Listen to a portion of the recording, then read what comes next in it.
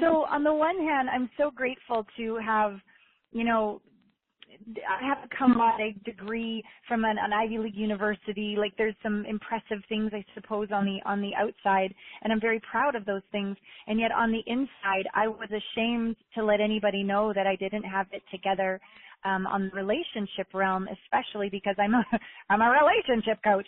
I married somebody who, it was when my mom was dying, and my sister had somebody, and my dad had somebody, and my mom was going to go, and I just wanted to replace that relationship. And I wanted to have a baby. I just wanted to make this emptiness inside me go away. So I didn't make a very good choice in a husband. And very quickly I got pregnant, and within a year I was divorced, and I lost the house. And I was really down on my knees saying, oh my God, where is this woman of grace and power that I promised my little baby? And so that's kind of when my intimacy career began, my coaching career began. But fast forward, it's been like he's turning 13 next month, but only like a few months ago I finished my last court case. I've been in a custody battle for over a decade. I divorced him, but the battle had just begun. And I kept it in the closet and didn't tell anybody because I was so ashamed. Like, how couldn't I get along with this guy? I did every course under the sun. I sent people off to India to pray. I interviewed the best of the best every week of my life, but I still couldn't get along with him. And so it was very, very humbling experience for me. And not only to go through that custody battle, but to lose. And it was a real, I questioned God because I had it that truth won. Telling the truth wins. Love wins. Justice wins. Doing the right thing wins. And it didn't. All the lies won and the manipulations won.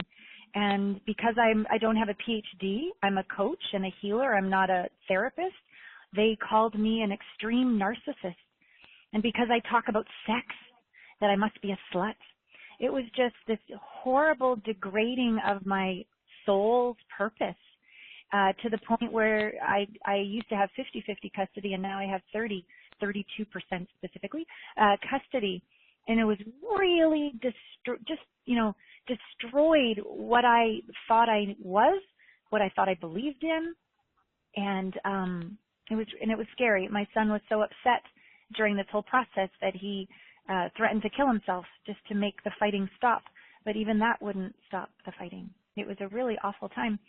And the gift in that was, in the face of what anybody thought of me, what do I think of me?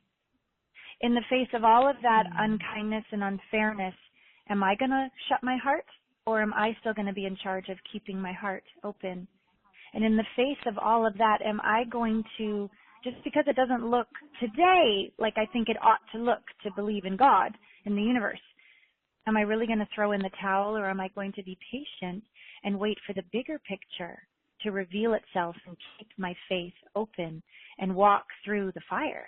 Sit in the fire and walk through the fire and roll up my sleeves and pay off my $250,000 of legal debt and still believe that I'm on my path. It was really hard, let me tell you.